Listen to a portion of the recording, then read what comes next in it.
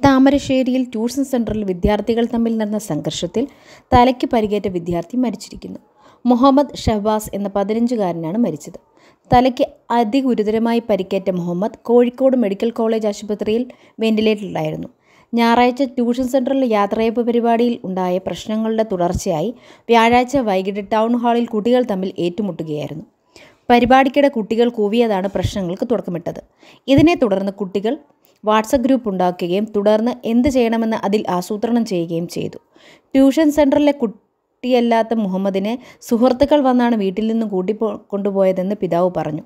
പുറമേ മുഹമ്മദിന് പരുക്കുകളൊന്നും തന്നെ ഉണ്ടായിരുന്നില്ല. എന്നാൽ കുട്ടി രാത്രി ഛർദ്ദിച്ചതോടുകൂടിയാണ് വീട്ടുകാർ താലൂക്ക് ആശുപത്രിയിൽ എത്തിച്ചത്. ആരോഗ്യനില കൂടുതൽ പ്രശ്നമായതിനാൽ കോഴിക്കോട് മെഡിക്കൽ ആശുപത്രിയിലേക്ക് കൊണ്ടുപോയി. ഇന്ന് പുലർച്ചെയാണ് മുഹമ്മദ് മരിച്ചത്.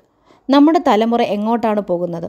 വോയിസ് മെസ്സേജിൽ ഒരു കുട്ടി പറയുന്നത്, അവൻ മരിച്ചാലും കുഴപ്പമൊന്നും ഉണ്ടാകില്ല, നമ്മളെ ആരും ഒന്നും ചെയ്യില്ല എന്ന് കുട്ടികൾക്കറിയാം. ഈ കാലത്ത് എന്ത് കുറ്റം ചെയ്താലും ഒരു കുഴപ്പവും ഉണ്ടാകില്ലെന്ന്, അവരെ ശിക്ഷിക്കുകയുമില്ലെന്ന് അവർക്ക് നല്ല ബോധ്യമുണ്ട്. നമ്മുടെ നിയമവ്യവസ്ഥയെ മാറേണ്ട സമയം കഴിഞ്ഞിരിക്കുന്നു. കുട്ടികൾ തെറ്റ് ചെയ്താൽ അതിനർഹിക്കുന്ന ശിക്ഷ ലഭിക്കും എന്നൊരു ബോധ്യം കുട്ടികളിൽ ഉണ്ടായാൽ ഒരളവ് വരെ കുറ്റകൃത്യങ്ങൾ കുറയ്ക്കാൻ കഴിയും.